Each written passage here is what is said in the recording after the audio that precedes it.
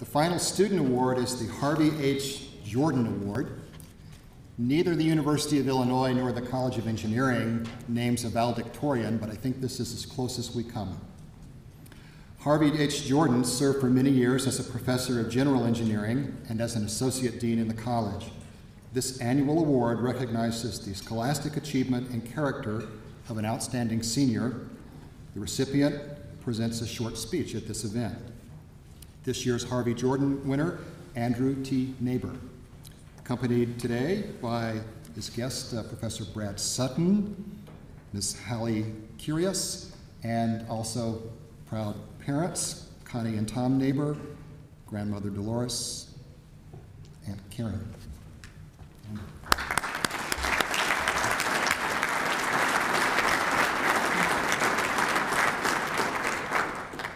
Yes, they're brothers.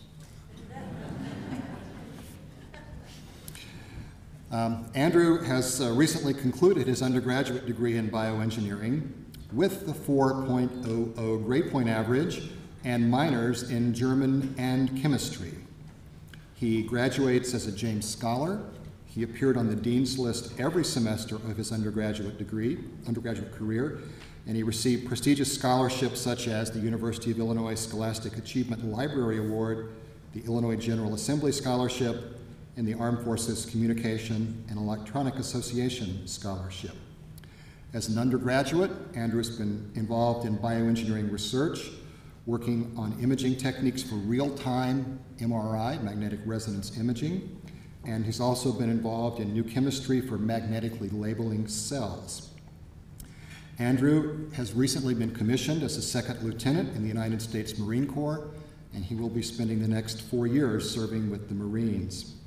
Following his military service, he plans to return to academia, pursue a PhD in bioengineering, and then pursue his interest in medical imaging technologies and create a company that will promote technology advancement in the field. The faculty members of the Department of Bioengineering are entirely confident that in 20 years they will be working for Andrew. Andrew, congratulations.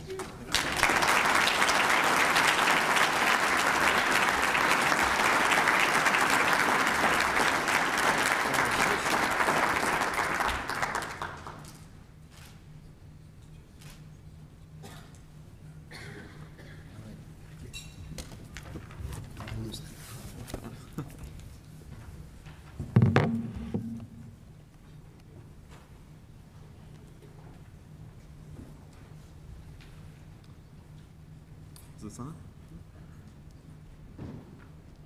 Can you all hear me? No?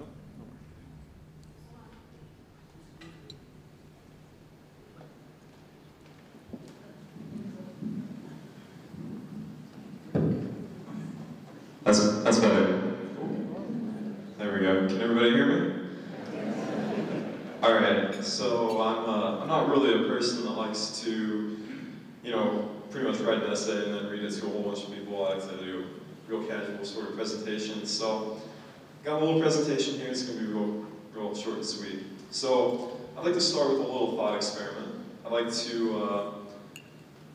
everybody to imagine that it's back in 1900, that we've gone back, 1 century, and I walk up to an eminent scientist or engineer, real famous, real smart, real forward-looking, it's Max Planck or Einstein, somebody like that, and I say, eminent scientist or engineer of 1900, this is what's going to happen in the next 100 years.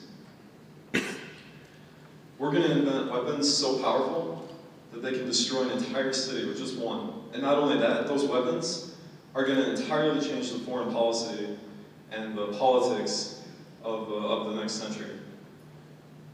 Maybe you heard of the Wright brothers. I think it was right about that time, but I'm sure you never imagined anything like this. Never imagined that airplanes could fly people anywhere in the world, day and night, and not only that they can do that, but that they can pretty much do it themselves without any human touch nowadays. That's pretty amazing. I tell them that we put a man on the moon. It's pretty impressive feat. Apollo 13 is one of my favorite movies. I think it's kind of a triumph of engineering right there. And then the society kind of collectively lost interest in that. that it just became something we did. We would invent machines, incredible computational power. I can click a button in my office and shake a handful of electrons 200 miles away, and then somebody gets a message I just wrote. Or that we'll have devices that will allow us to talk to each other without wires. That's pretty cool. That will invent compounds that can attack bacteria, but then the bacteria will fight back. It's pretty impressive. I don't think a lot of people would have seen that one coming. We'll unravel the mystery of DNA, and we'll be able to look inside of a living human body without actually cutting that person open. That's pretty impressive. That's an amazing picture. And then finally, we'll finally come up with a solution to the decades-long, centuries question of how on earth you can stay warm while you're reading a book. So, I guess the point I'm trying to make is that 100 years ago, people had absolutely no idea what was coming their way. Absolutely no idea. Even these things here that were theoretically possible 100 years ago, even the ones their theory said, oh yeah, you could do that, I'm sure they never even imagined the scale with which they would be done. Think of the number of cell phones in America. That's, you know, they just really couldn't see what was coming. And so, you know, I've just kind of told you that we have no idea what's coming our way in the next 100 years. I don't think that the next 100 years will be any different than looking from 1900 to now. The future we're going to invent is going to look like a fantasy to us. It's going to sound like magic. Some of these things would have sounded like magic to them. And so I've told you that we don't really know what's coming in the next 100 years. Now let me tell you who's going to make that happen. I can't tell you what, I can't tell you when it's going to happen, but I can tell you who is going to bring about these incredible changes that completely defy anything, even on the borders of our imagination. It's going to be engineers. So, you know, when you talk about engineers, a lot of people think about, you know, really good problem solvers, amazing technical skills, and I wholeheartedly agree with that. I think that's what we're good at. We're really good at that. But I think of it as a step further. I see engineers as being creators.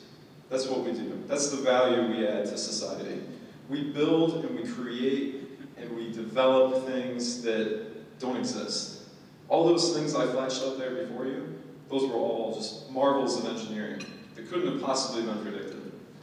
So, you know,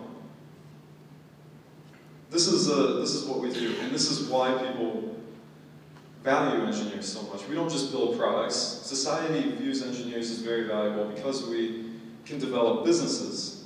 We can create new ventures. We can use our technical and problem-solving skills to solve a wide array of problems. That's why engineers are valuable, and that's what we do. So, I think I'm going to wrap this up and just say that the class of 2011 is we're going to build that future that sounds like a fantasy world to Max Planck or Einstein. The fantasy world to us, that's what we're going to build. We're going to go out and tackle these problems. So we're going to dive into the unknown, and we're going to create the world that doesn't exist. Thank you.